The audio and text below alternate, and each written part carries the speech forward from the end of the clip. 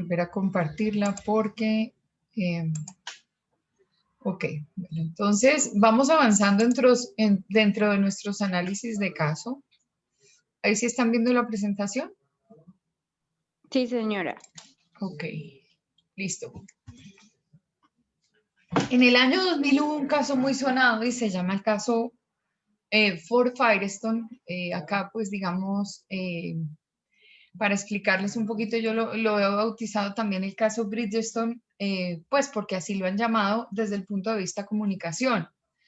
Es un caso de crisis reputacional bien interesante. Ford es la compañía de vehículos de Estados Unidos más fuerte y digamos la de más tradición porque el primer vehículo que se fabricó lo fabricó Henry Ford y él fue el primero que empezó a ponerle ruedas a los sueños de las personas. En agosto de 2000 se les presenta una situación de crisis reputacional que ocasionó la muerte de 88 personas y 250 personas quedaron lesionadas. Y la razón es que el recubrimiento de las ruedas, o sea, todo lo que es la parte plana que van rodeando las ruedas, en una camioneta, en un modelo específico de llanta, en una camioneta que se llama la Ford Explorer, lo que ocasionaba era que las personas a una determinada velocidad, de pronto ese recubrimiento de la llanta se soltaba y obviamente al romperse la llanta las personas tenían que estrellarse contra lo que fuera porque pues es un vehículo que no tiene control o que tiene prácticamente el rodaje con los rines. Entonces, al perder esa capa de rodamiento dentro de velocidades permitidas, es decir, no excediendo los límites de velocidad, las personas tenían accidentes. Esto se empezó a manejar con el acompañamiento de una compañía que se llama Greencore Ketchum, que manejó la crisis, porque ellos, pues como una de las compañías más emblemáticas de Estados Unidos, tuvieron que prácticamente recoger a la compañía después de que los asesoraron muy mal en el caso de manejo de crisis reputacional y entonces a ellos les tocó hacer todo el ejercicio de partir de cero. Al comienzo, ¿quién lo manejó? Lo manejó una compañía que se llama Fleishman Hillard, que es una agencia de relaciones públicas que se especializa en el manejo de crisis en Estados Unidos. Pero desafortunadamente la crisis fue muy mal manejada por este gabinete de comunicación y puso al escarnio público no solamente a la compañía tradicional de los Estados Unidos, sino a todos los miembros de su corporación, incluyendo al presidente, y empezaron las dos compañías, tanto las de Ford como Firestone, que es el fabricante de las llantas, pues digamos como a oponerse los unos a los otros y a decir que ellos no tenían la culpa. Recuerdan que cuando yo les digo que hay que hacer frente a la crisis, o uno se echa la culpa o se calla o terceriza el caso, bueno, para ellos específicamente, ¿qué fue lo que ocurrió? El uno le echaba la culpa al otro y resulta que pues esto no está bien visto por la opinión pública. ¿Qué ocurrió en ese momento?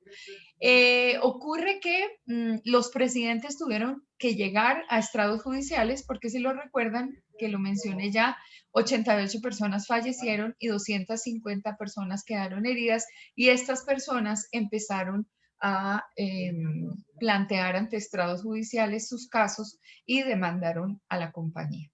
Lógico que todo el peso iba sobre Ford, porque como ya también lo había comentado en una clase anterior, uno cuando compra un vehículo, pues se supone que le compra el vehículo a la marca, le compra el vehículo a quien se encarga de la comercialización, pero uno no desagrega los componentes porque eso para el consumidor es totalmente transparente, que las llantas son de un fabricante, que el freno es de otro, que la carrocería la fabricó otra, que el computador que programó la grafada de las piezas se desprogramó y entonces la grafada de las piezas no quedó bien por la maquinaria, eso a la gente no le interesa.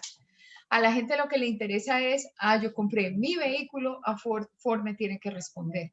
Entonces, cuando esta compañía Fleishman Hillard no maneja bien la crisis, los lleva a la historia más grande de las crisis que se han podido vivir como factor de deterioro de imagen corporativa. ¿Qué pasó cuando esta compañía hizo mal la tarea? Pues que aumentó la dimensión de la crisis. Entonces, las dos compañías se vieron comprometidas y entra Ketchum a formar parte de esta estrategia, digamos, de salvamento de imagen. Y entonces, ¿cuál es el procedimiento que ellos siguen? Hacer un diagnóstico previo. El diagnóstico previo es el levantamiento de la información, donde yo también empiezo a hacer medición, donde veo qué es lo que hemos hecho, qué aparece en una página web, qué aparece a nivel de medios de comunicación, cómo nos hemos comportado frente a los medios de comunicación, la prensa de qué manera ha hecho todo el ejercicio de aumentar la crisis. Esos periodistas que son amigos nuestros, pero que de alguna forma no en ese momento están trabajando para buscar la verdad, dejan de ser amigos de uno y entonces publican todo lo que uno no quiere que ellos publiquen.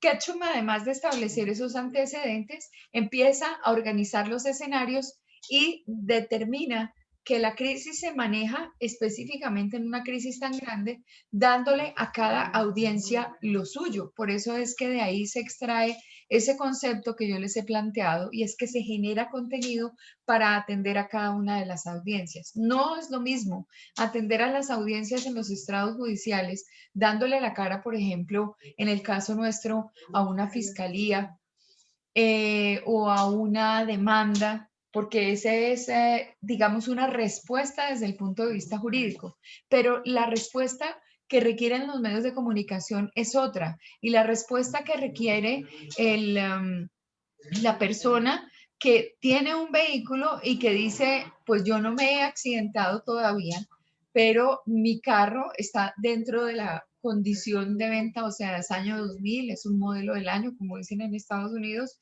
y es Ford Firestone de manera, perdón, es Ford Explorer, de manera que yo estoy expuesto, ¿qué va a pasar conmigo? Y ese mismo relacionamiento no es igual al de una persona que tiene un fallecido en la familia o tampoco es lo mismo cuando la persona dice, yo me accidenté, tengo lesiones personales ocasionadas del caso y pues los tratamientos son completamente diferentes. Entonces, Ketchum dice, definitivamente en las crisis hay que generar contenido para cada una de las audiencias y esta es una visión estratégica del manejo de las crisis.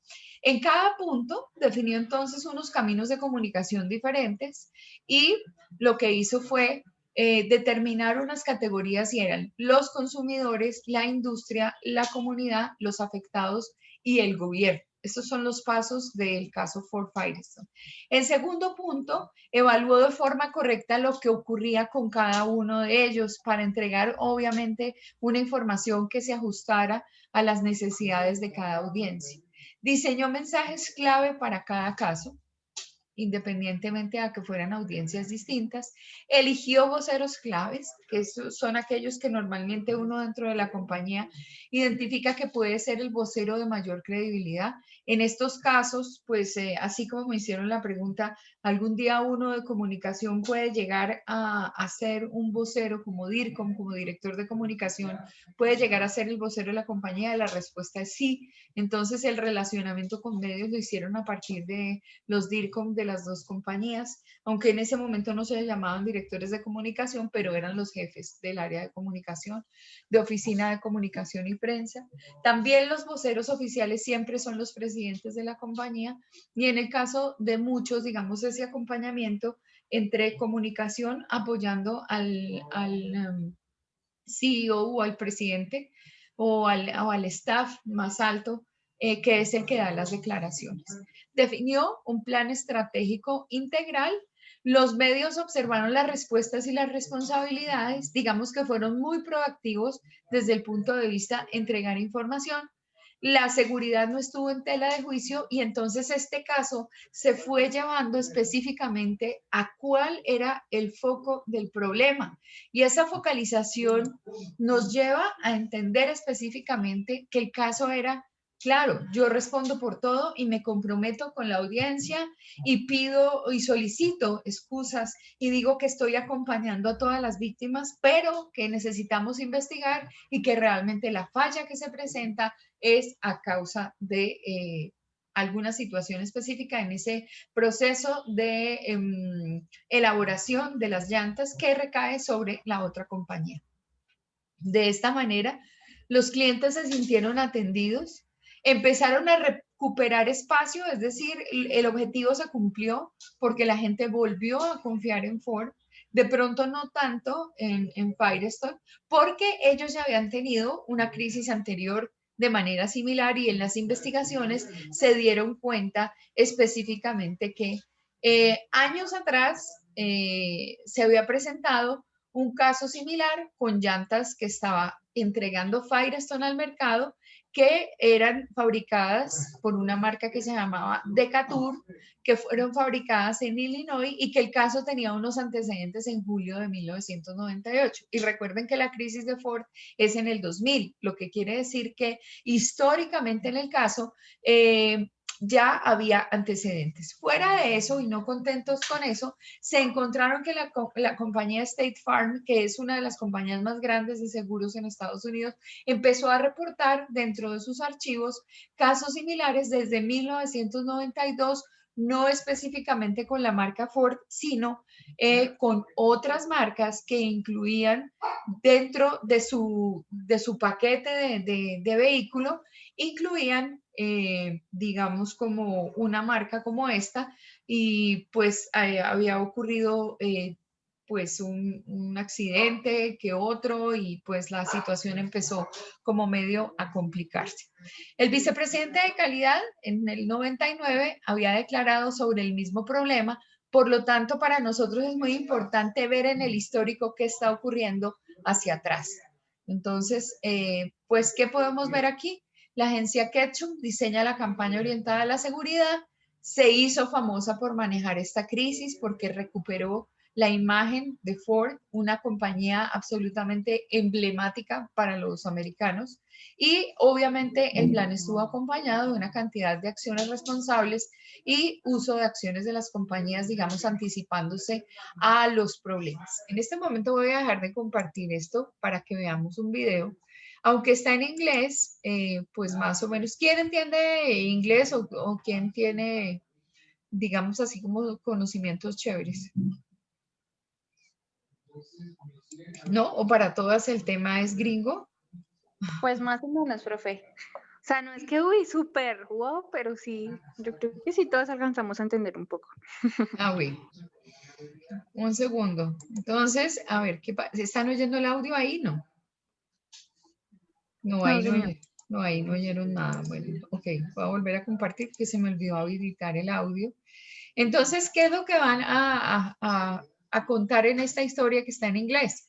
Que la compañía es muy antigua, que se creó por una familia y empezaron a ponerle ruedas a la situación en Estados Unidos. Es una marca amada por Estados Unidos porque es una de sus marcas emblemáticas.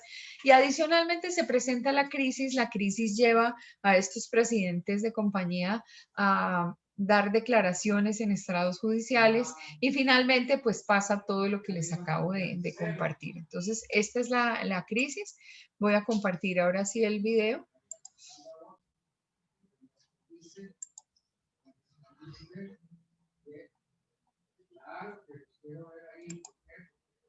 Henry Ford and Harvey ¿Ahora sí Firestone, camping buddies, started doing business nearly hay a audio? century ago.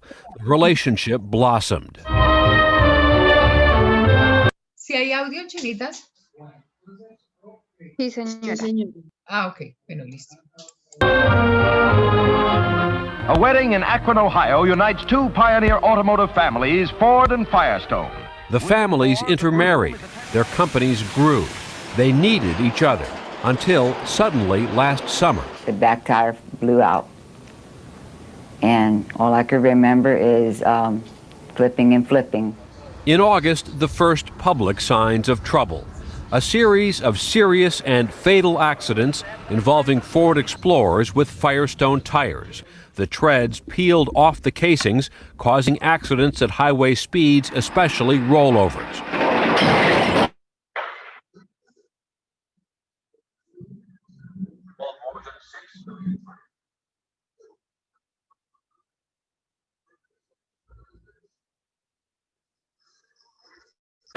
showed early signs of tread separation.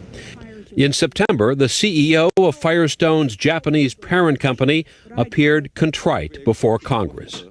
I came before you to apologize. I want my first act as the new CEO of Bridgestone Firestone to be an apology.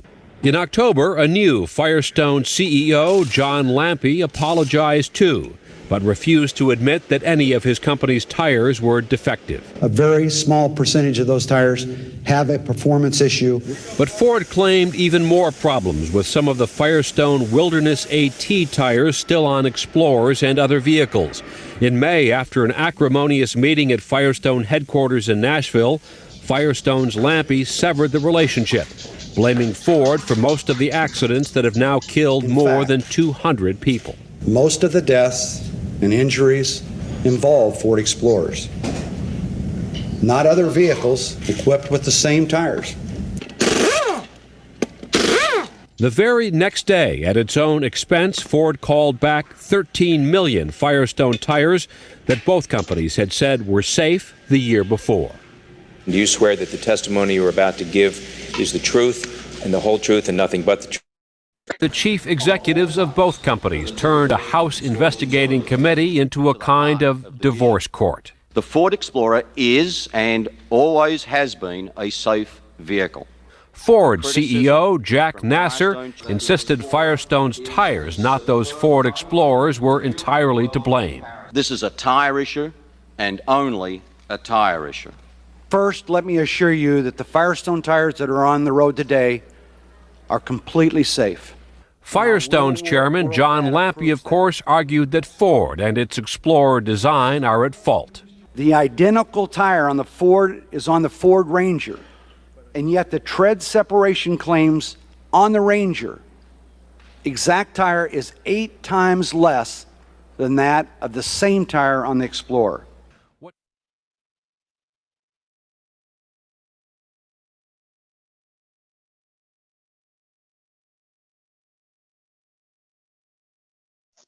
Creo que no te vimos. Sí, básicamente lo que está pasando es que definitivamente no, digamos, no asumieron lo que tenían que asumir, ¿verdad? Para ellos era muy importante determinar que el otro era el que tenía la culpa en ese momento. ¿Y por qué llegaron a esa situación? Llegaron a esa situación porque específicamente la compañía se los había recomendado. La compañía les había dicho, tienen que negarlo hasta el final. Y negar la responsabilidad frente a una crisis es muy, muy complicado porque, pues, por ejemplo, hay una parte donde... Scenes from a marriage gone south. Dice específicamente, las llantas son completamente seguras. Se trata de una situación con los vehículos y entonces cada quien ante estrados judiciales con una seguridad absolutamente violenta determina que hay una crisis que obviamente es evidente porque hay fallecidos, porque hay de todo, pero que la culpa es del otro. Y esa es una técnica suicida, o sea, eso es absolutamente imposible de manejar. Es muy, muy difícil. Perdón, yo acá había encontrado otro... Señora, hola Lulu. Profe, me acabo de conectar porque es que no tenía internet, discúlpame. Y es que el video, entonces no sé qué están hablando, ¿me puedes contar? Estoy contextualizándolos acerca de una de las crisis más, digamos, conocidas en el mundo, que es una crisis reputacional que fue vivida por Ford, por la compañía fabricante de vehículos, porque tuvieron 88 fallecidos y 250 heridos a causa de que esta parte, por ejemplo, en este video que tú estás viendo acá, esta fotografía, sí. La llanta se sale, el recubrimiento exterior se sale y entonces el vehículo queda sin control. Entonces ahí se presentaron muchos casos, digamos, graves. En primera instancia, se hizo evidente el tema de mal asesoramiento por parte de una compañía de comunicación, luego la asume Ketchum, y Ketchum es una compañía de comunicación muy fuerte que pues obtuvo reconocimiento justamente por eso, porque manejó muy bien la crisis de las dos compañías. En primera instancia, cada quien por asesoramiento de Fleischmann, que fue la compañía primera que los asesoró, que era una compañía de relaciones públicas. En el caso de Ford, ellos dijeron, no, hay que negarlo todo, hay que decir que la culpa la tiene Firestone, pues en medio de todo era así, pero es que eso hizo que la crisis se agravara. Entonces, este es un caso bien interesante, estábamos viendo el video que estaba en inglés, que cuenta específicamente o que nos deja ver a partes de los dos presidentes de compañía dando declaraciones ante tribunales de los Estados Unidos. Finalmente, cuando llega Ketchum, que es una compañía que también hace acompañamiento en casos de fallida reputación de las compañías, ellos retoman el caso, hacen un diagnóstico, definen como estrategia generar un contenido para cada una de las audiencias afectadas, salen a flote y finalmente recuperan la imagen. Ese es como el gran relato de la situación. Entonces, ya, gracias, mi profe. Ok, creo que este está en español. Discúlpenme a ver si lo comparto. Colgate Bambú. Mi mango está hecho 100% de bambú natural de cultivo sostenible. ¿Sí están escuchando? ¿Sí? Sí, están escucha perfecto. Activa el modo Cyberlunes de Center. ¿Perdón? Que no te escuchaba, pero sí ya te escucho. Miles de productos a precios increíbles. ¡Entra ya!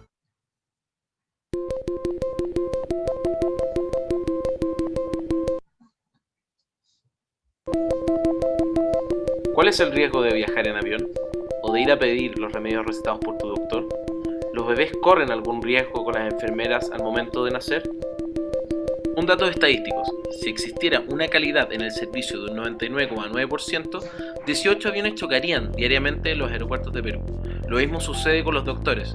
Si estos no fueran precisos, más de 3.700 recetas médicas se realizarían de manera errónea. O de todos los nacimientos que hay, 10 bebés se caerían de los brazos de las enfermeras. Somos estudiantes de la Universidad Técnica Federico Santa María y procederemos a contarles una historia asociada a esto.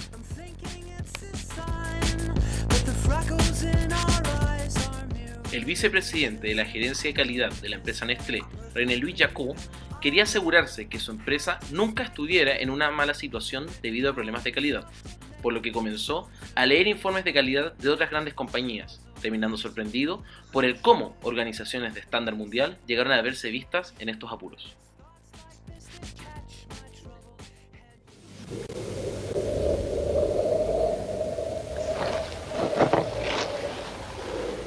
Cuatro patas. Coyote. Hembra.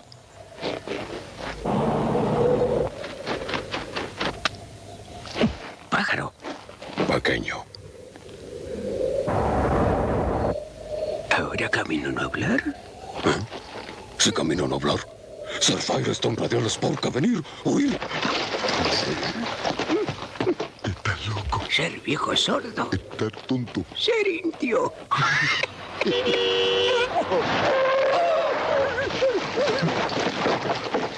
Ser indio, pero no tanto.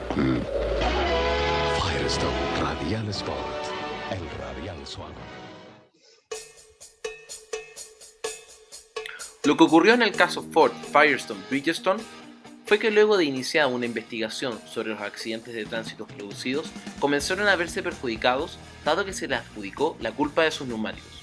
Por esto mismo, la empresa Firestone Bridgestone tomó medidas como el ofrecer créditos para el cambio de los neumáticos, revisión para todos los autos que lo quieren.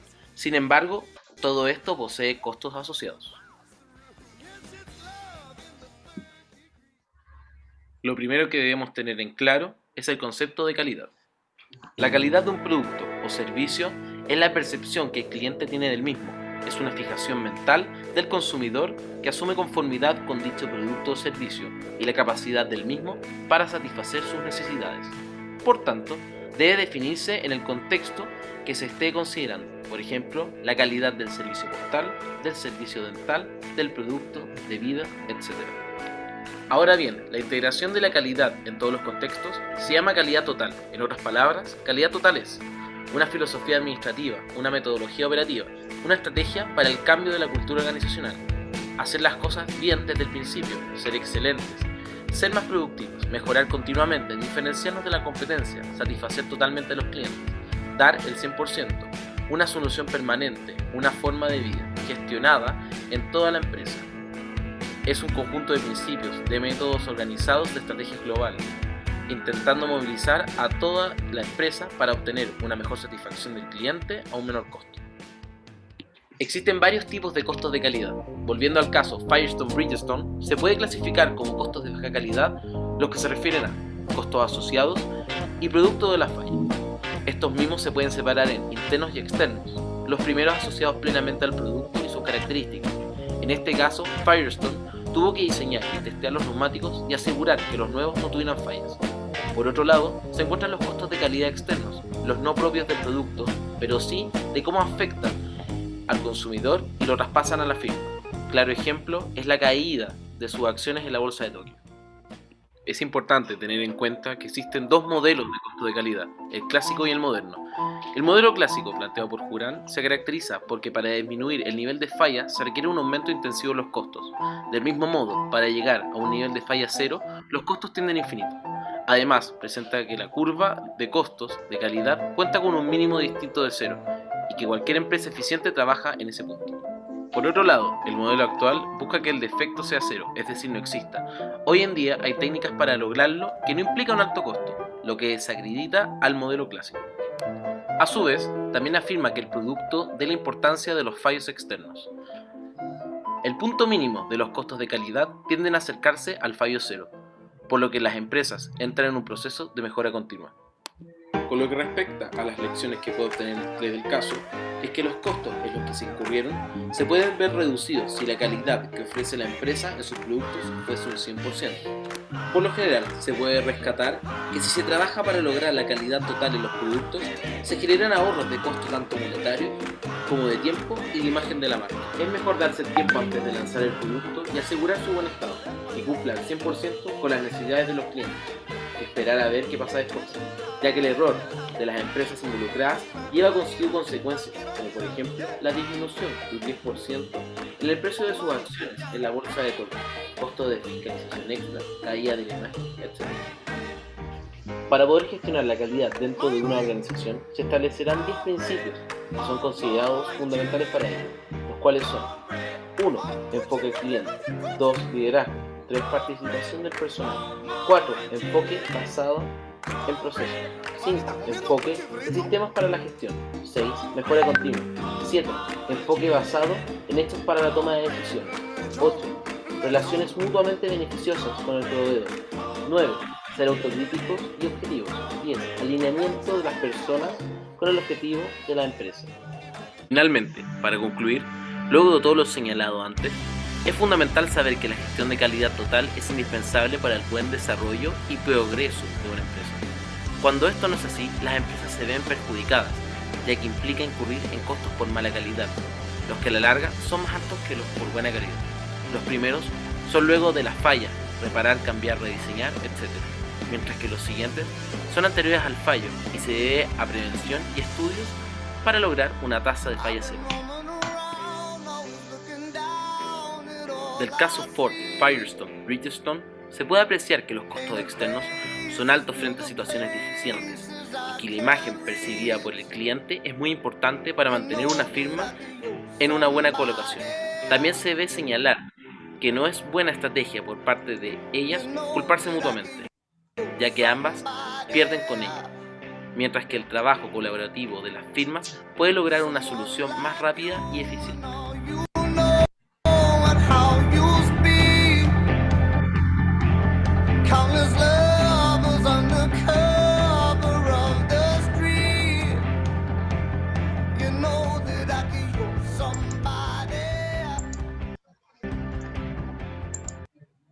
Bueno, En este caso, se me olvidó mencionarles porque no lo recordaba bien. ¿Cuál es la importancia nuestra, por ejemplo, al utilizar unas determinadas palabras que son consideradas atributo de imagen? Y es que las palabras no se ponen porque sí, los conceptos no salen solo del trabajo colaborativo, no salen de identificar cuál es el análisis que hace todo el mundo frente a la marca y cómo se percibe y cómo quiere ser recordado y cómo lo define el atributo de imagen que es, digamos, el concepto que quiero posicionar en la mente de mi audiencia clave. No, no solamente eso, es que hay que meterle de por sí un estudio para identificar si ese concepto sobre el que yo me estoy pronunciando ante una audiencia o ante la opinión pública realmente sí es una realidad en mi caso. Entonces, en el caso de Ford y de Firestone, se hablaba de calidad. Fíjense que cuando está el comercial de los indios que están escuchando a la tierra y ellos escuchan perfectamente si es un cuatro patas, que es un coyote, que si es grande, que si es pequeño, de alguna manera dejan como en entredicho ahí que tienen uno de ellos tiene alguna falla y menciona la calidad de las llantas y bueno, uno utiliza ese tipo de conceptos para el posicionamiento de imagen. Entonces va detrás de un concepto publicitario, pero va inmerso dentro de una realidad de compañía. Es muy importante verificar ¿qué significa ese atributo en las historias, en las respuestas que estoy dando y en los conceptos que yo estoy manejando en toda la integralidad de las piezas comunicacionales? Porque eso es lo que a la final el individuo del común percibe. Si yo todo el tiempo le estoy diciendo, Toyota es el número uno, ¿por qué es el número uno? ¿Verdad es el número uno? Y hay una gran equivocación, por ejemplo, en las compañías cuando definen la visión y dicen en el 2020 nosotros vamos a hacer, pues realmente sí pueden establecer esa visión. Cuando definen la misión, son realmente lo que dicen ser. Entonces, esa es una tarea muy importante en la estructuración y en el análisis para posicionar esos conceptos, para dejarlos como soporte fuerte de nuestra argumentación desde comunicación y cuando a ustedes les toque desde el departamento de comunicación, obviamente tienen que sacar todos esos estudios que determinan que así la gente nos percibe. En este caso, nuevamente un llamado, no es lo que yo creo que está pasando con mi marca, es realmente lo que está pasando con mi marca, pero no lo digo yo desde el departamento de comunicaciones, lo dice el departamento de comunicaciones luego de hacer un diagnóstico, después de seguir los ciclos, por ejemplo, del DPBA, que es un ciclo que ya vimos y que en algún momento lo vimos en comunicación interna y externa, cuando sea el Recorderis acá para David, para Chris y para Mafe, vamos a encontrar no solamente cómo se categorizan las diferentes audiencias, sino cómo ese diagnóstico de comunicación pasa por unos ciclos específicos hasta determinar que lo que yo estoy diciendo lo digo porque luego de haber estudiado mis audiencias, el concepto surge. Entonces no soy yo, es el estudio y el estudio es lo que a mí me soporta. Entonces vamos a continuar acá viendo la presentación de PowerPoint.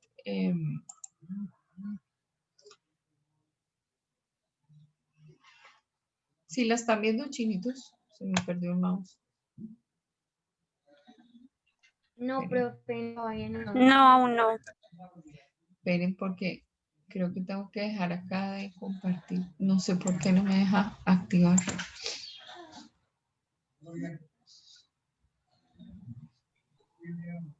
No me deja compartir. Espérenme un segundito. Yo cierro acá esto. Ahora sí vuelvo sobre esta y voy a compartir pantalla. Ay, Señor Jesús, María José. Se me cerró la presentación, por eso es. Ok. Ya en 2 segundos. ¿Alguna pregunta con respecto a esto mientras vuelvo sobre el concepto? ¿No? ¿No hay ninguna? No, mi profe. Ok. ¿Ahí sí la están viendo? No. No, profe, no. Esto tan extraño que pasó acá. Compartir pantalla.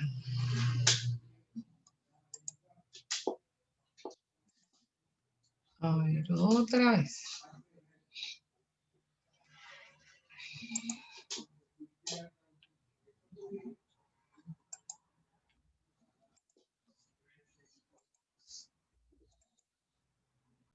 ¿Ahora sí?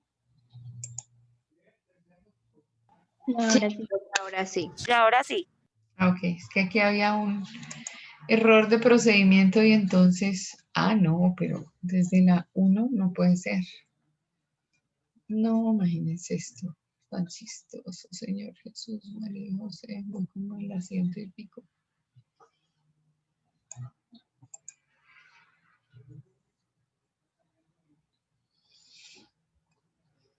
Termino Firestone de Gatú. Ok.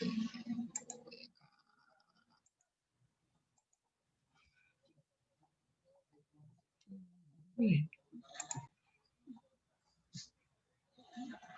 ¿Están viendo la pantalla? No. Sí, profe, sí la estamos viendo. Ya la estamos viendo. Ya, perfecto. Ah, listo. Ahí ya ven la presentación, ¿sí? Sí, señora. Sí, señora. Ah, ok, qué pena, qué confusión. Entonces, la agencia Ketchum se diseña una campaña orientada a la seguridad y entonces aquí, esto es un atributo de imagen. Entonces, cuando yo digo que hay un atributo de imagen, que es el que yo quiero tener claro frente a mi audiencia clave y en situaciones de emergencia, ¿qué es lo que yo quiero plantear? En este caso específico, de este caso Ford Firestone, la compañía focalizó toda la estrategia sobre uno solo de los atributos de imagen y era el tema de la seguridad. Una seguridad que estaba respaldando todos los procesos de compañía. En ese caso, Ford se hace famoso por recuperar la credibilidad perdida y está todo relacionado con acciones responsables que se hacen, digamos, antes de enfrentar esta crisis. Entonces, acá ya tenemos específicamente cuáles son los casos, los elementos claves para enfrentar una crisis. El primero de ellos, el primer elemento clave es tener muy claro el cuadro de ciclo de evolución de la crisis. ¿Cuál es esa? ¿Cuál es ese? Que alguien me diga. Tener claro el cuadro ciclo de evolución de la crisis, eso es lo que está en pantalla, profe. Sí, pero ¿cuál es ese cuadro? Ese cuadro.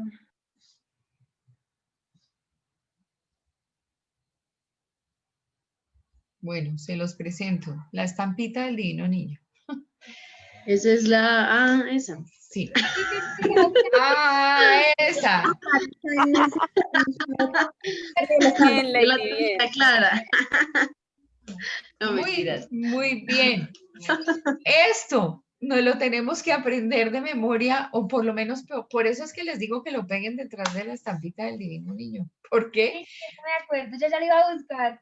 Claro, detrás de la foto del novio, detrás de la cédula, no sé dónde, pero es muy importante, es sumamente importante.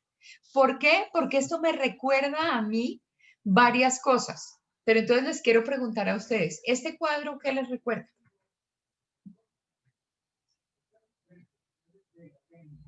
Por ejemplo, conclusiones que nosotros podamos sacar frente a este cuadro.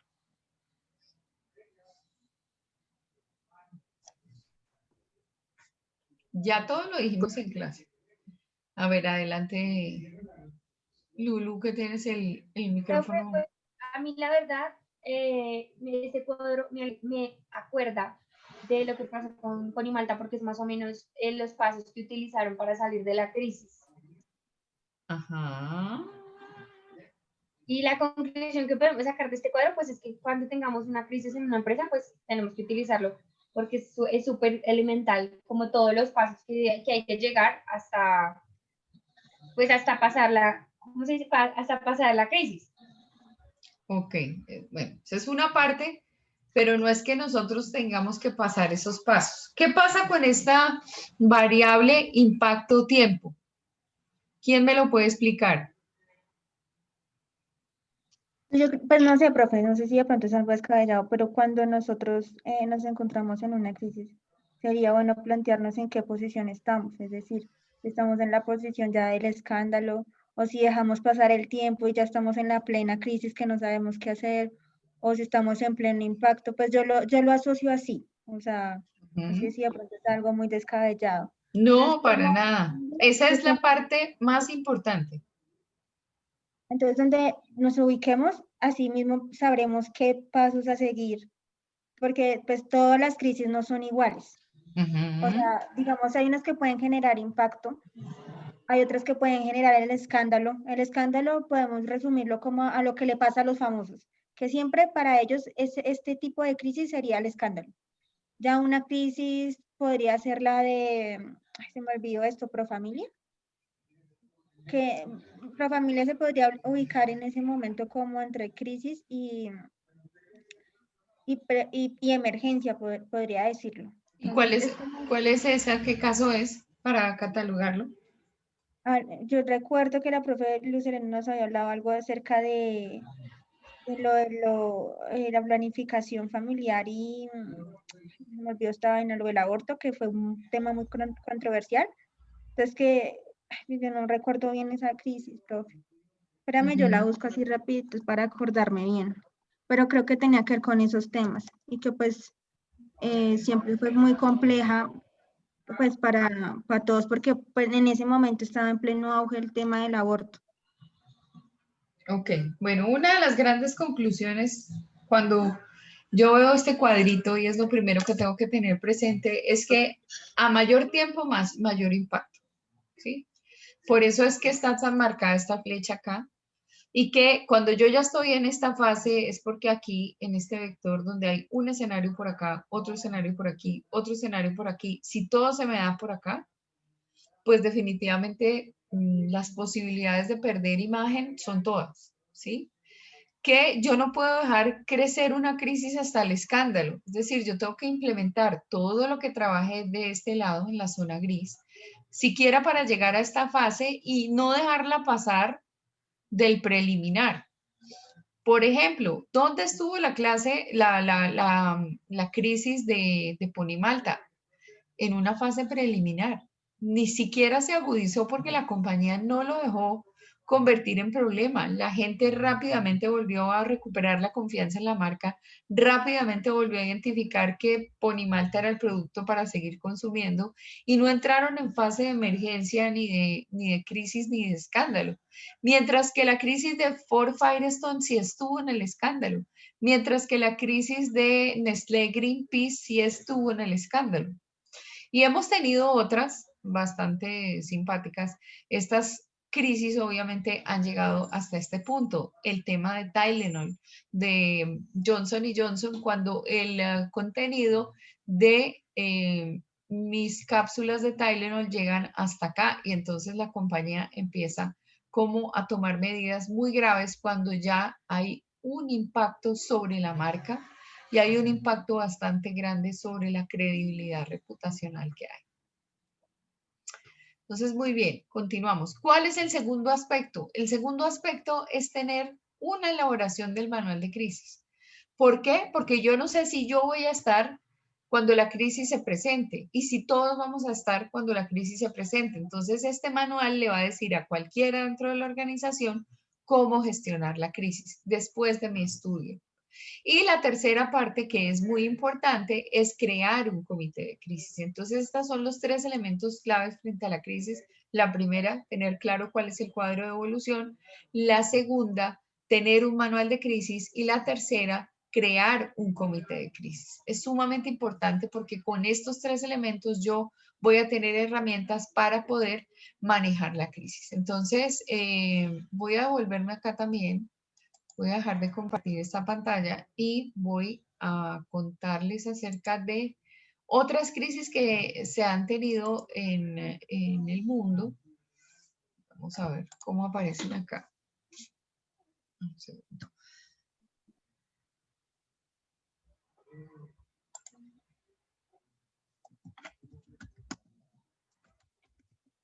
Profe, ya encontré más o menos qué fue lo de la crisis de, como de familia, y es que, pues por una parte tuvo un escándalo por supuestamente ellos hacer un negocio macabro, es decir, los culparon de ser negociante de órganos de los niños que abortaban en ese centro hospitalario. Entonces, ahí hay otra cosa que aparece, y es que por lo de un bebé de 7 meses, o sea, que hubo un caso de una chica que quiso abortar un niño de 7 meses. Ah, ese fue terrible. Ajá. Entonces, esos fueron como los dos escándalos de Profamilia. Y también, por otro lado, que por promover el aborto. Entonces, pues ha tenido varios escándalos, no había como uno solo. Ok, sí, Profe, ¿tú sabes el de H&M? Ese que fue de H&M, que yo no sé muy bien, creo que porque pusieron un mensaje en una de sus blusas, digamos que fue como un poco discriminatorio. Porque colocaron uno de sus mensajes, digamos, en una de sus camisas y pusieron a un niño como modelo, un niño de color, y entonces escribieron como algo alusivo al mono en su camisa. Entonces eso fue un escándalo también. Pero yo es así. Pero esa no la dejaron pasar así tan grave, o no sé cómo la viste, profe. ¿Pero es el caso de H&M o el caso de Benetton? De H&M. Es que el de la otra marca creo que también es parecido, pero ese fue de H&M.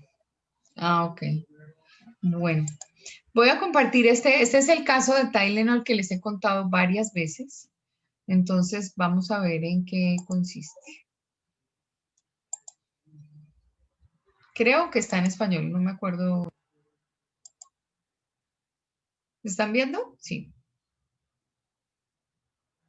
Ya va a comenzar a compartir. Aún no, profe, está cargando. Listo, profe.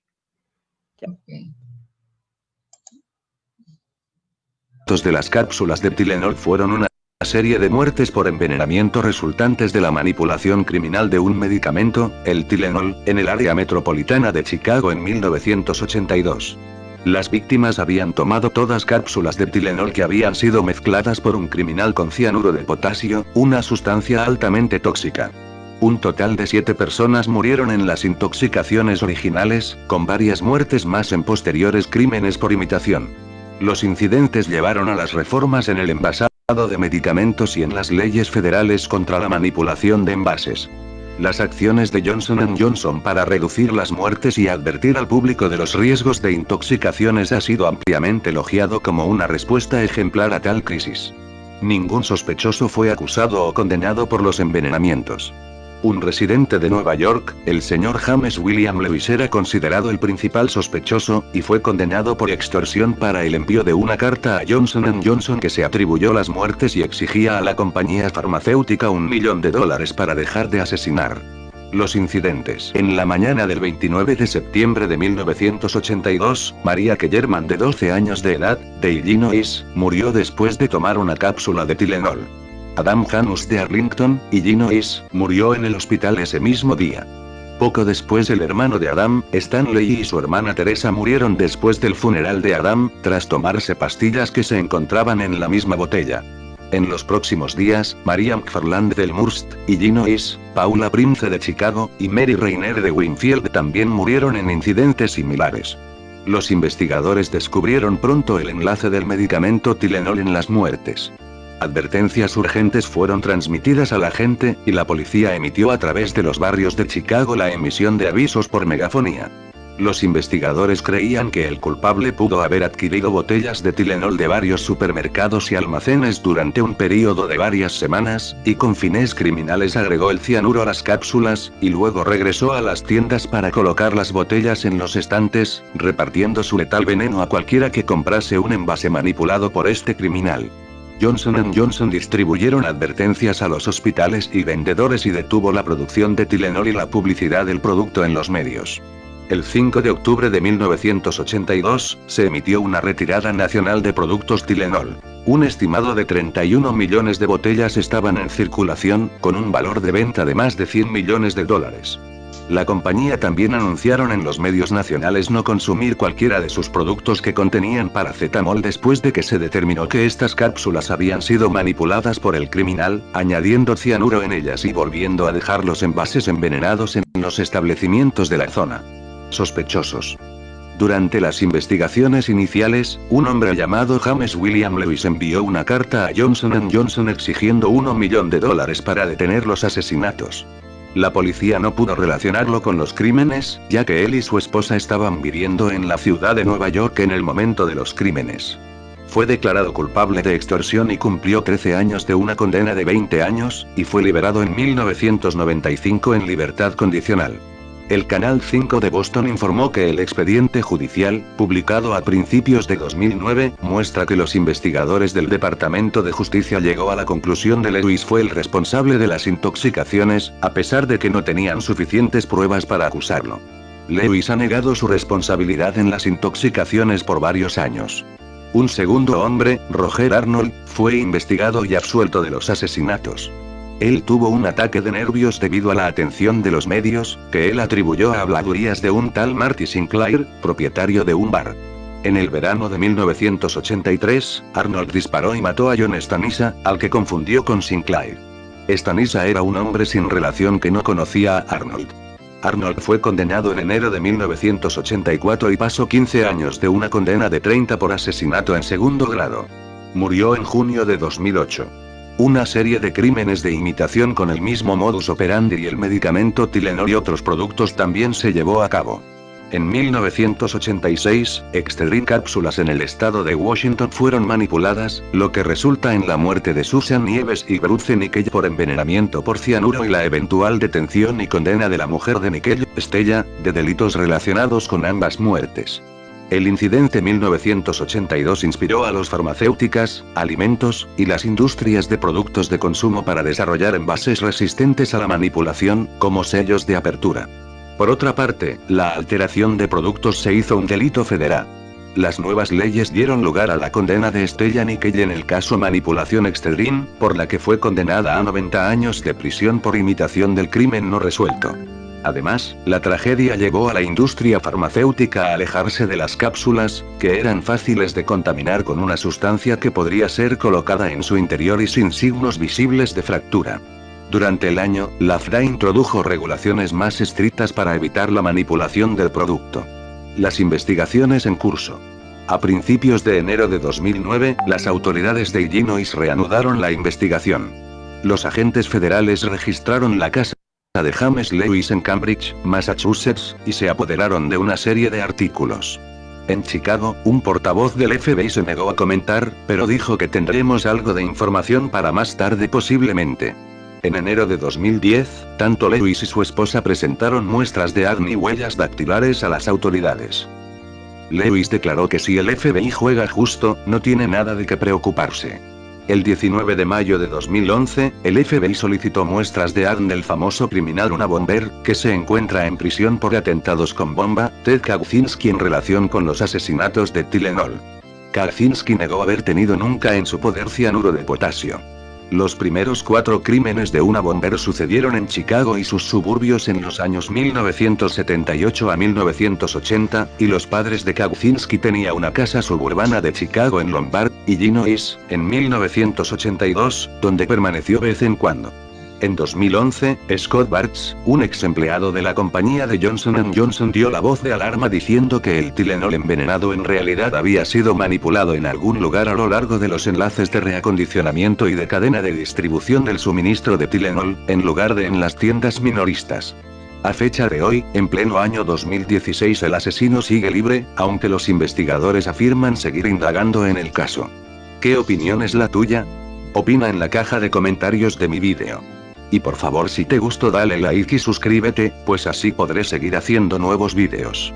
Gracias y hasta pronto. Adéntrate al misterio de la mano de Nosferatu Televisión. Bueno, muy bien. No solamente pasan esas cosas, sino que, por ejemplo, otras crisis. Era una verdadera estrella de Hollywood. Señora. Terrible todo eso, me da hasta escalofríos. Uy, qué horror. Pues claro, porque es que el problema es que las crisis vienen de cualquier parte. Hay otras, por ejemplo, que son muy sonadas y que todos ayudamos a aumentar, pues a partir de redes sociales, porque nos parece divertido.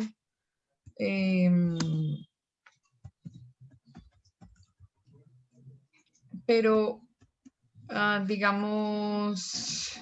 Profe, ¿tú qué harías con este caso? O sea, con este asesinato y todo lo que ocurrió. ¿Cómo, ¿cómo rescatarías? La situación en particular es que pues ellos procedieron bien porque el presidente de Johnson & Johnson lo que dijo es: yo estoy al lado de las víctimas, estoy con ellos, voy a hacer investigaciones exhaustivas para llegar a determinar qué fue lo que ocurrió, y la industria en general hace un buen procedimiento y es cambiar todos los empaques. Ellos mostrando responsabilidad, y eso los dejó muy bien ante la opinión pública. En ese momento, en 1982, era muy, muy familiar para todo el mundo tener cápsulas, pero la cápsula es fácil violarla o alterarle el contenido. Entonces, crearon en ese momento que todos los medicamentos y pues incluso todos los analgésicos y todo lo que era de venta libre tuviera un control muy, muy grande, y entonces lo cambiaron a pastas duras, o sea, las pastillas ni siquiera las de gel, porque las de gel las pueden llegar a inyectar y les meten el contenido que uno no desea y vuelven y reembasan las mismas de gel con un contenido interno. Entonces hacen exactamente lo mismo, se retiraron las de gel, lo dejaron todo en pastillas duras y se aseguraron de que hubiese una cantidad de mecanismos de seguridad donde la persona que comprara el producto se diera cuenta de la alteración o no. Entonces era un frasco que era pegado con una tapa, digamos que hay que desprender porque viene pegada. Luego venía la tapa exterior con muchos seguros, con presión, con partes que para poderlo abrir hay que separarles otro pedazo, o sea, inviolables. Los frascos sumamente duros. Luego el cambio también va sobre las unidades de empaque. Las unidades de empaque que eran simplemente antes como con esa tapita que yo puedo abrir y cerrar, ya el abrir y cerrar ya no es suficiente, sino que pegan, y entonces uno tiene que desprender una parte del cartón para que la pestaña se pueda abrir. Entonces eso todo son acciones que generan credibilidad sobre la marca, o sea, una preocupación muy grande desde la alta gerencia, la sensibilidad. Es una crisis, digamos, bien manejada en su origen, pese a que en ese momento, en 1982, no era familiar hablar de crisis reputacional. Yo hubiera hecho exactamente lo mismo. Y pues adicionalmente uno lo que hace en ese momento, no había redes sociales, pero en ese caso lo que uno hace, así como lo determinaba el video anterior, que uno realmente tiene que trabajar sobre su atributo de imagen, pero debe haber una preocupación por capacitar a las personas, por entregarles información.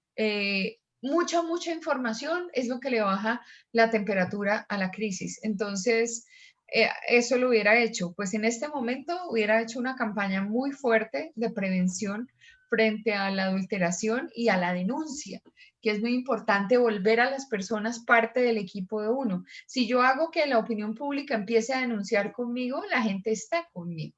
Pero si yo me voy a oponer y me voy a esconder y no voy a darle la cara a la gente, pues ahí sí me voy por el hueco. Las compañías que producen alimentos también se han visto envueltas en muchos problemas. Entonces, no solamente tenemos el caso de Taco Bell, tenemos casos importantes en McDonald's y casos en Domino's Pizza.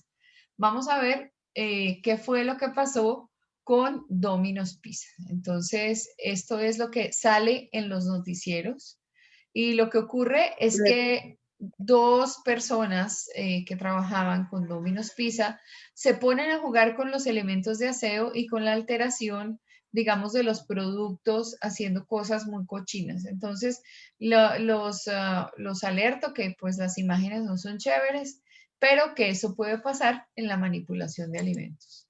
Un segundo, por favor. Two Domino's employees facing charges tonight, and this is... ¿Se oye o no? Sí, señora. Ok, ya, perfecto. Ok. Agránzalo para que lo podamos ver y listo. Listo, ok. Es que no sabía si estaba habilitado el audio. Is why a shocking video that hit the web. It shows them allegedly messing with your food. They have turned themselves in, and tonight we've learned they will be charged. News Channel 36 reporter Tony Burbeck is live now at the Catawba County Jail. And we have a lot of new information about the two people in that video. In fact, within the last couple of minutes, we did in fact get it confirmed that the woman in that video is a registered sex offender from Alexander County. In fact, we just talked to her own mother, who said she's even repulsed by that video. Both of the people in the video now here at the Catawba County Jail getting booked on a charge of contaminating food, and if convicted, could spend 4 months to a year in jail. This is Christy back again. We now know the narrator, Christy, in this disgusting "we're messing with your food" YouTube video at a Conover Domino's Pizza is Christy Lynn Thompson, who also goes by Christy Lynn Hammonds. And she's got a lengthy rap sheet, including charges for communicating threats and harassing phone calls. Those charges were ultimately dismissed. That's you. Michael, the one doing the disgusting antics, is Michael Anthony Setzer. We asked this Domino's why they would hire Christy with her record. The corporate response? Local franchise owners are responsible for hiring. The local answer? Well, we never got one. Meanwhile, Catawba County Public Health inspected Domino's twice. All previously opened food and paper products have been thrown out, as well as items not in their original packaging. All utensils have been sanitized. And according to the recommendations, which has been followed, and we have overseen the sanitation process, the facility is ready to be reopened. Of course, we know that their take, the people in the video, said, well, this was all a joke, and they say they never served the food. However, please tell me that the video was the overwhelming evidence that is leading to this charge.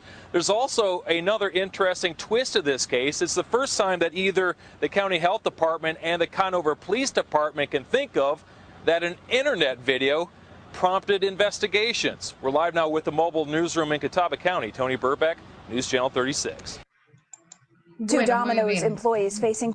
En este caso, lo que ocurre es que este par de muchachitos empiezan a jugar y ellos dicen que se trató solamente de un juego, pero como ustedes vieron, pues ellos se metieron los componentes de sus productos por todas partes. Y pues adicionalmente también jugaron con las esponjas, con lo que se hace el aseo en los lugares. Y bueno, han tenido muchísimos casos. A esta pobre compañía le ha pasado frecuentemente que tenga identidad de crisis, identidad en crisis reputacional por la falta de sensibilidad de los empleados. Y entonces, cuando ya los casos han llegado a las cortes, obviamente vienen las sanciones y al venir las sanciones, pues necesariamente vienen todas las acciones pertinentes. Entonces vamos a ver esto fue lo que se mostró por medios de comunicación, que cuando esta situación ocurre, es cuando ya definitivamente yo ya no estoy ni siquiera en fase preliminar. Esto ya es el escándalo. Por eso es que uno tiene que tener a la prensa a metros. O sea, sus amigos hay que dejarlos de lado, porque ellos son los que específicamente le van a agrandar a uno la crisis de manera rápida y se la van a multiplicar porque dicen, yo lo vi en noticias. Si yo lo vi en noticias, no es una falsa noticia, es una situación completamente real. Veamos qué continúa pasando en el caso de Domino's. Domino's Pizza. Domino's Pizza es una empresa estadounidense de restaurantes de comida rápida especializada en la elaboración. Miren que está cargando y abriendo.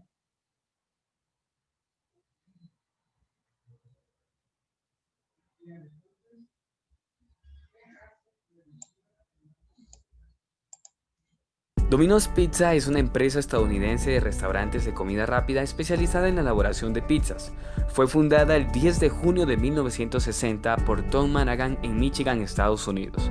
En la actualidad cuenta con más de 14.500 establecimientos en más de 89 países del mundo, siendo actualmente la segunda cadena de pizzerías más grande después de Pizza Hut. Ha marcado tendencias en varias ocasiones por los servicios de rapidez con los que trabaja. Fue la primera empresa en implementar la garantía de 30 minutos de entrega, en que si la orden no llegaba en esa línea de tiempo, el producto era gratis. A pesar de su fama a nivel mundial, Domino's Pizza tuvo que afrontar una crisis comunicacional.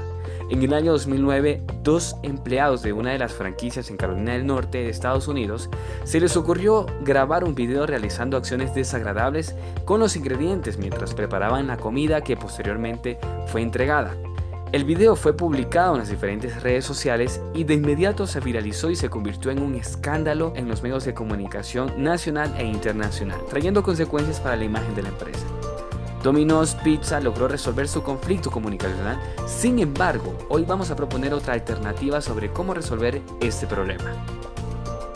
Lo primero es un plan de comunicación. Cada empresa debe tener un plan de comunicación de riesgos direccionado por el lobby, quienes a su vez desarrollan de manera permanente un monitoreo de las diferentes plataformas y medios de comunicación con respecto a la imagen de la empresa. Esto nos va a permitir en momentos de crisis actuar con rapidez. Una vez enterados de lo acontecido en los medios de comunicación, se debe actuar de manera inmediata, y una de las formas de actuar en esos momentos es convocando a una rueda de prensa en donde se deben desarrollar 2 aspectos principales. Primero, disculpas públicas. Eso es muy necesario debido a que si algo así sucedió es también responsabilidad de la empresa, debido a que no existe un constante monitoreo y supervisión con el personal encargado de elaboración de los productos. Pedir disculpas es reconocer que existe un problema, pero que además como empresa se está trabajando para solucionarlo. Segundo aspecto que se debe tomar en cuenta en la rueda de prensa es sobre las medidas del personal. Es viable despedir o sancionar a los empleados involucrados, pero eso no devuelve la confianza en el público. Es por eso que se debe mostrar a la ciudadanía que la empresa se preocupa en capacitar a sus empleados para garantizar un servicio confiable, de calidad y profesionalismo. También se debe desarrollar un trabajo a largo plazo. Una crisis de esta magnitud no se soluciona de la noche a la mañana. Es por eso que se propone desarrollar una campaña de vinculación con la clientela. Debido al problema de crisis, lo que Domino's Pizza debe recuperar es la confianza con el público. Es por eso que también se debe trabajar para que la ciudadanía empiece nuevamente a aceptar la marca. De acuerdo a esto, se plantea realizar una campaña a temática de feria en cada una de las franquicias, en donde por un determinado tiempo los clientes puedan vivir la experiencia de preparar su propia pizza. Esta actividad se realizará bajo el asesoramiento del personal calificado de la empresa, en donde los clientes podrán crear su orden agregando personalmente entre 2 o 3 ingredientes a su pizza. Esta campaña a su vez permitirá exponer los estándares de calidad en el desarrollo de los productos, debido a que este será el momento para que brevemente y de forma creativa se les resalte los estándares de calidad y protocolos de salubridad al momento de desarrollar el producto en la empresa. Esto nos ayudará a que los clientes se familiaricen con el producto y la marca, con los procesos y también con la seriedad del personal en el desarrollo del producto.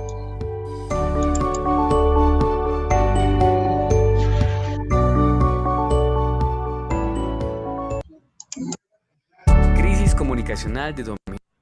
Entonces ahí, digamos, en este caso en particular, la compañía tiene un cierto grado de evolución, y dentro de esa evolución está generar no solamente un cambio desde el punto de vista de comunicación, de estrategias internas, sino estrategias con el cliente para hacer que todo aquel que supo cómo era la situación se acerque al punto de venta, viva la experiencia de hacer su pizza y se dé cuenta con sus propios ojos que es imposible nuevamente que se vuelvan a presentar las prácticas irresponsables por parte de los empleados. Entonces, pues todo depende de ese plan de comunicación.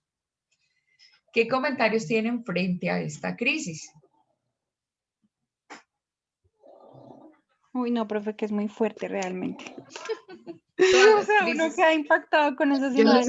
Yo lo saco a patadas. Si fuera dueña, yo de una vez lo saco a patadas. O sea. Sí, profe, o sea, yo los... Lo primero que haría es eso. Lo elevo. Uy, qué rabia. Claro, y además es que lo han hecho muchas veces. Lo han hecho muchas veces y en este caso, pues esta es la crisis más dura de Domino's, pero por eso es que la gente dice, listo, entonces presencia de la alta gerencia, una estrategia con medios, rueda de prensa, las cabezas dando respuestas, capacitación por otro lado, pero con los responsables, ¿qué? ¿A quién más se le va a ocurrir hacer esto? Entonces tienen que llegar hasta las últimas consecuencias. Si ustedes hubieran visto, es que yo no sé dónde está, yo tenía ese video, pero no lo puedo compartir acá porque solamente puedo compartir lo que está en internet y a veces lo que está en internet pues se desaparece. Vieran cómo lloraba la señora que hace, o la niña que hace todo este poco de cochinadas y que alimenta a los malos instintos de su compañero, que es el que estornuda sobre la masa, saca el queso y se lo mete en la nariz y una cantidad de cosas. O sea, la verdad es bien complicado. Y después lloraba y decía que era apenas un chiste. ¿Cómo va a ser un chiste con cosas que necesitan manejo saludable, salubre y todo lo que ustedes quieran? ¿Qué tal ahorita con el COVID? Calculen lo que es eso. No, es muy complicado. Pero por ahí una señora que se puso que la grabaron estornudando unos tapabocas que vendían en la calle. No, no, con los tapabocas pero sí que están haciendo cosas. En Estados Unidos, digamos que Domino's, obviamente es escándalo, pero digamos que se le ha sumado McDonald's, Burger King, que ellos también han tenido casos similares, donde los cocineros, bueno, se ponen a jugar, a grabarse, haciendo payasadas y embarrando pues la comida. Entonces, pero eso siempre pasa, es como en Estados Unidos, ¿no? O sea, pues no puedo decir que siempre, pero la mayoría de veces que se presentan esos casos pasan en Estados Unidos.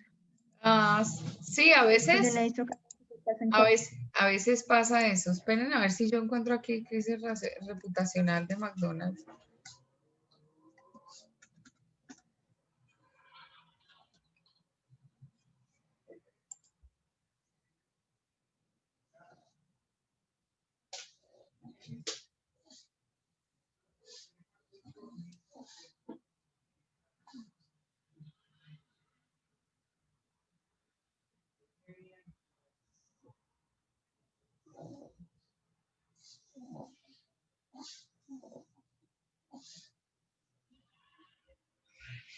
No sé, acá hay una cosa que dice, pero es que está en inglés, no podemos ver.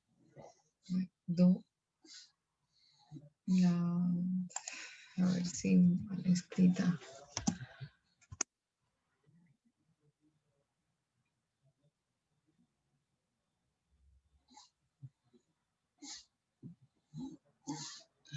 A ver, que trae. Ok.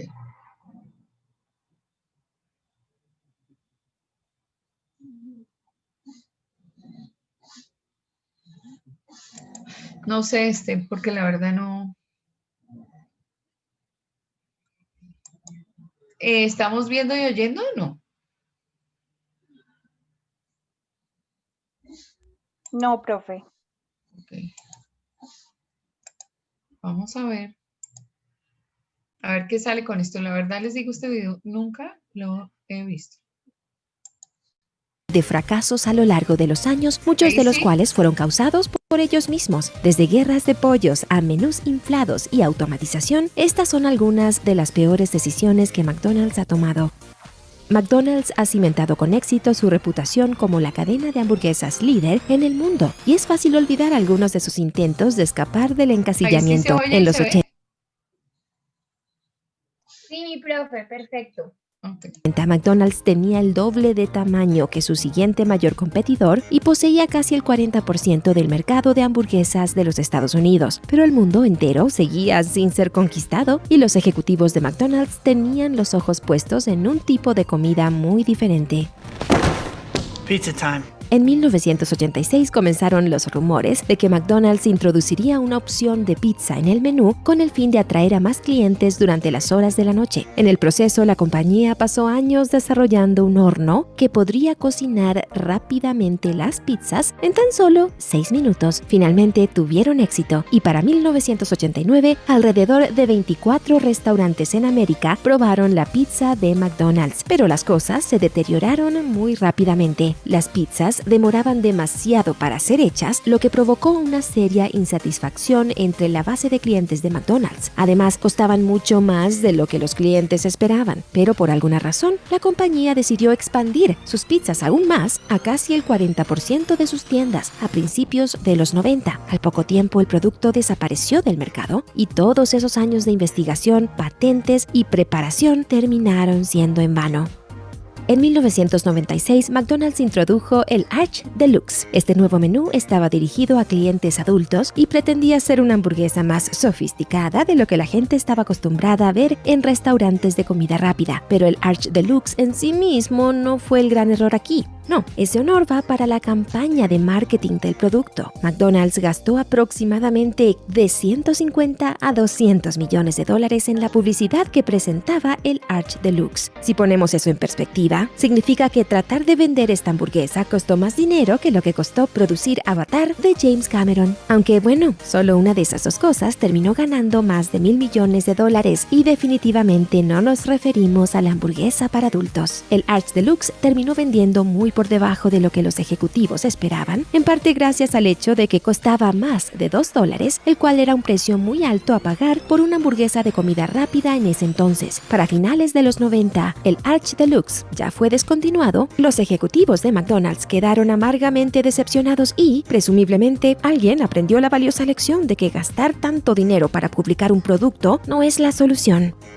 Hoy en día el ambientalismo es un tema tan candente que incluso las mayores megacorporaciones del mundo están dispuestas a hacer al menos unos pocos gestos simbólicos hacia la ecología, aunque en aquel entonces las cosas eran muy diferentes y nada ilustra eso mejor que el doble recipiente de McDonald's. Este recipiente, que utilizaba 100% más poliestireno que un recipiente normal de McDonald's, fue diseñado para el McDLT, una hamburguesa que tenía sus ingredientes calientes y fríos separados antes de servir. Una mitad contenía la parte inferior del pan y la carne, mientras que la otra contenía la lechuga, el tomate, el queso, los pepinillos, las salsas y la parte superior del pan. Lamentablemente, para 1980, la gente ya había comenzado a tomar conciencia sobre las cuestiones ambientales y el doble recipiente se vio envuelto inmediatamente en mucha controversia, por ende, pronto fue eliminado de los menús. Sin embargo, las consecuencias del escándalo claramente permanecieron porque en 1990 McDonald's hizo algo muy raro. Tomó una buena decisión. Luego de haber sido objeto de una intensa crítica por servir sus hamburguesas en poliestireno, la empresa finalmente anunció que dejaría de utilizar ese embalaje de espuma y serviría toda su comida en papel a partir de ese momento. Bueno, claro, es papel recubierto de plástico, pero al menos es un buen comienzo, ¿no? Sí, la guerra de los pollos existe. Y no de la forma que estás pensando. La guerra de pollos es el nombre que se le ha dado a la actividad comercial que gira en torno a la tendencia de servir pollo en la industria de la comida rápida. Marcas como Chick-fil-A y Popeyes están llevando el sándwich de pollo al nivel de la hamburguesa de carne y los titulares que están generando parecen demostrar que el pollo, y no la carne, es el futuro de la comida rápida. El gran problema aquí es que McDonald's se está quedando fuera de esto. A pesar de tener algo de éxito con su sándwich de pollo con pan de suero de leche, la cadena no le da tanto protagonismo a platos de pollo en el menú, o al menos no tanto como la competencia. Pueden haber varias razones para esto, incluyendo el hecho de que el saludable sándwich de pollo a la parrilla de McDonald's ha tenido ventas relativamente bajas, aunque puede que se estén perdiendo una gran oportunidad con esto. En el 2019, el analista de Stevens, Will Slava, explicó: hay espacio para que la franquicia más grande de comida rápida ponga más peso en los sándwiches de pollo y cree un verdadero competidor para los líderes. Al menos hasta ahora, McDonald's no está explotando al máximo un producto que podría dar buenos resultados.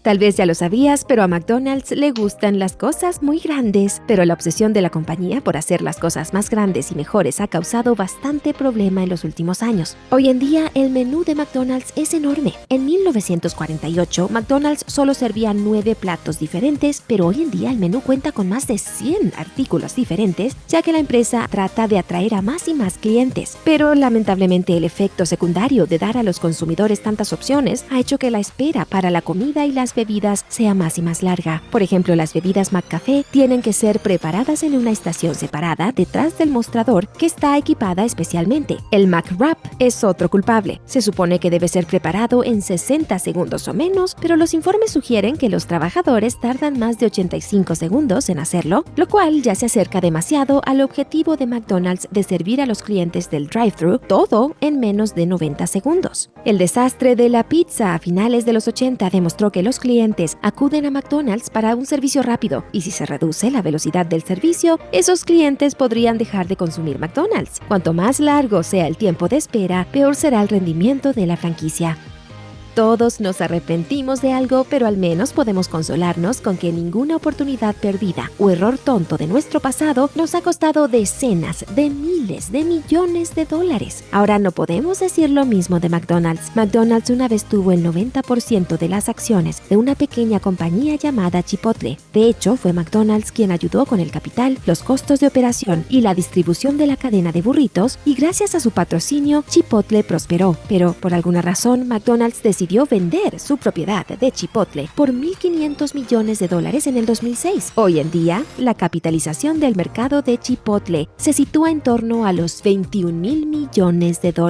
Y lastimosamente para McDonald's, las pérdidas no terminan ahí. En los últimos años, Chipotle ha conseguido conquistar la base de consumidores más jóvenes de McDonald's, ofreciendo alimentos de estilo más saludable, hechos con ingredientes de mejor calidad. Un estudio realizado en el 2014 sugirió que los consumidores estadounidenses de entre 20 y 30 años preferían cadenas como Chipotle simplemente porque creían que esas cadenas producían mejores alimentos. Y aunque McDonald's no fue exactamente destruido por Chipotle, no podemos evitar imaginar que se estarán arrepintiendo al menos un poco. Después de todo, invirtieron mucho tiempo y dinero en apoyar a esa pequeña empresa y luego lo perdieron todo al venderlo y convertirlo en un rival.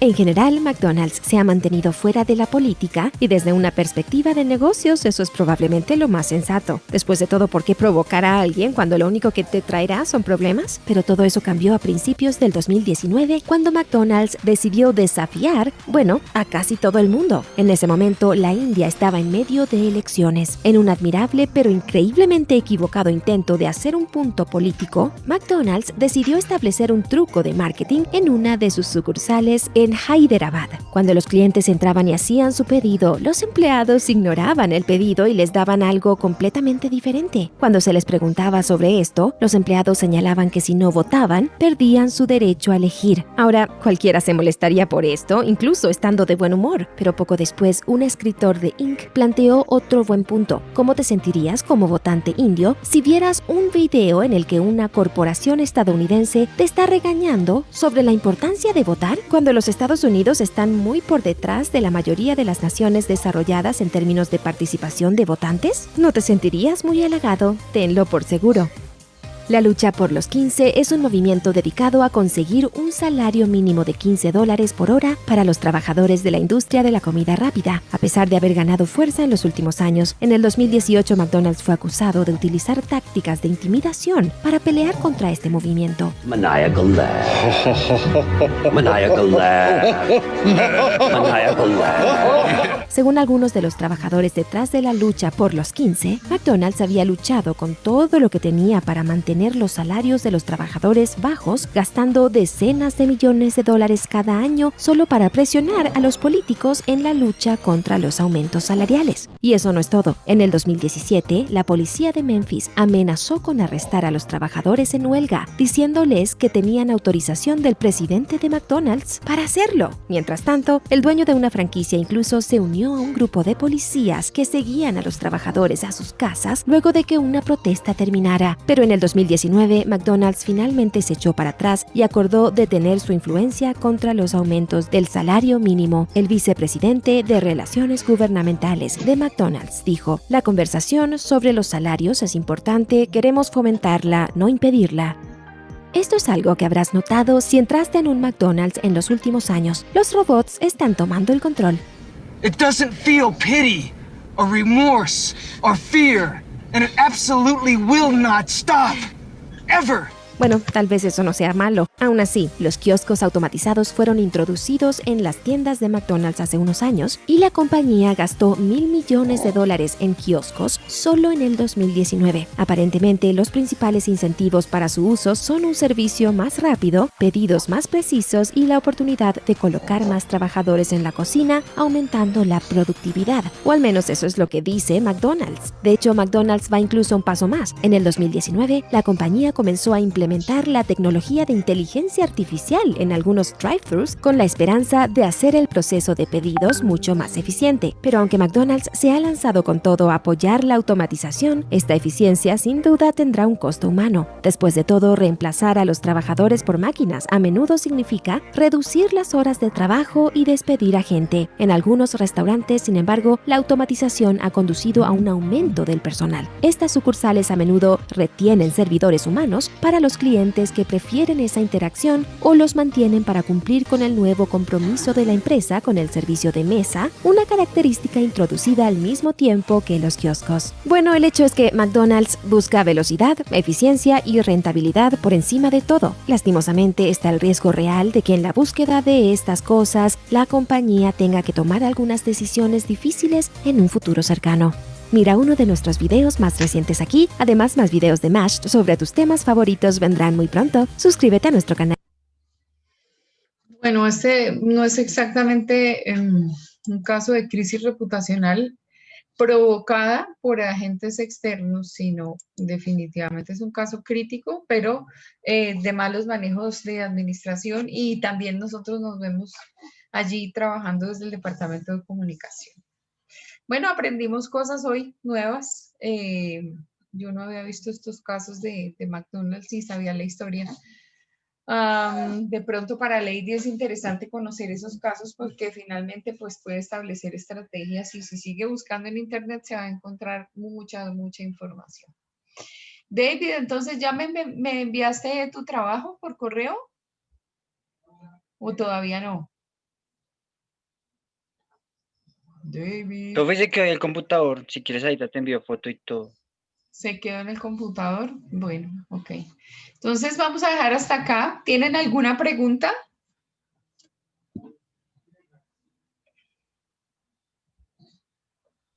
No, profe, yo estoy impresionada con lo de la pizza.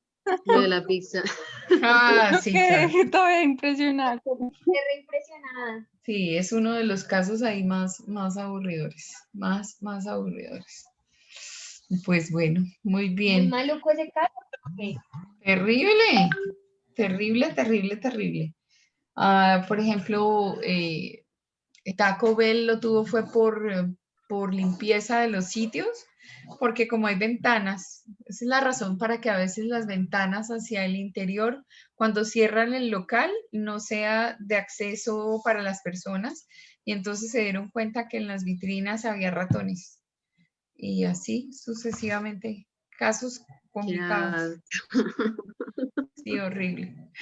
Bueno, mis chinitas y chinito, que tengan un feliz día y que estén aprendiendo mucho de crisis reputacional. Gracias, mi profe, igualmente. Que te vaya muy bien. Gracias, que les vaya bonito. Gracias, profe. Sigan trabajando para... Vale, nos vemos mañana, compañero. Para sus... ¡Ay! Venga que les tengo que contar una cosa. Nosotros mañana no tenemos clase. Les voy a decir por qué. Porque resulta que yo tengo que ir a la universidad porque hay visita del ministerio virtual. Entonces mañana no tendremos clase. Pero les queda el tiempo para que sigan trabajando en lo que tienen que hacer, ¿ok?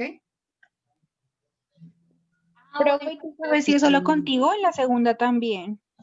No, solo conmigo, porque pues solamente de comunicación soy solo yo la que está en las sustentaciones ante el ministerio.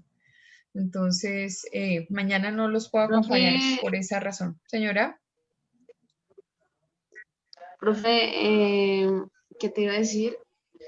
Profe, es que tengo un caso, un problema de no sé qué hacer. Llamo a la universidad, es acerca de que yo pagué el 7º semestre hace ya como más de un mes. Yo envié el recibo de pago y no me contestan, no me han enviado nada. Me rebotó, fue como en el correo, por el correo que ellos enviaron, O sea, por esas direcciones yo envié mi respaldo del recibo de pago, pero a mí me rebotó algo en el computador y pues no sé si a ellos les llegue. Decía que el almacenamiento de los correos de la universidad estaban supremamente llenos, que yo no sé qué, y yo, ¿es en serio? Pero hasta el momento no me han contestado, entonces no sé. Sí, Y no ellos quiero son- tampoco que me aumenten la tarifa, porque uno paga a tiempo precisamente para que no le aumenten la tarifa en el siguiente semestre. Mándamelo Entonces, por pues WhatsApp estoy y ahí. mándalo por WhatsApp y yo se lo mando a ellos. Entonces, Sí, envíalo profe, sí. a Es registro y que control y también de casualidad mándalo a matrículas en línea. Entonces, a los dos correos, a ver qué es lo que pasa. sí, Porque yo esto es todos un sus correos problema. los he enviado. Entonces, A mándamelo a todos sus mí. correos y no me lo han contestado. Y es que yo no llamo ya porque la vez pasada me metí unas agarradas. No, horrible. Es Bueno, horrible. sí, señora. Es horrible. Mándamelo por WhatsApp para yo Ahí tengo enviárselo una a crisis registro y control. reputacional. Un poquito. Ahí tengo una crisis reputacional. Ah, bueno, Sí. profe, listo. Bueno, pues Sí, un señora. abrazo y nos vemos Yo pasado también. mañana, Bueno, el viernes. Bueno, que les vaya bonito. vale, profe, que Gracias. estés muy bien. Cuídense mucho. Gracias. Vale, profe. Chao, gracias.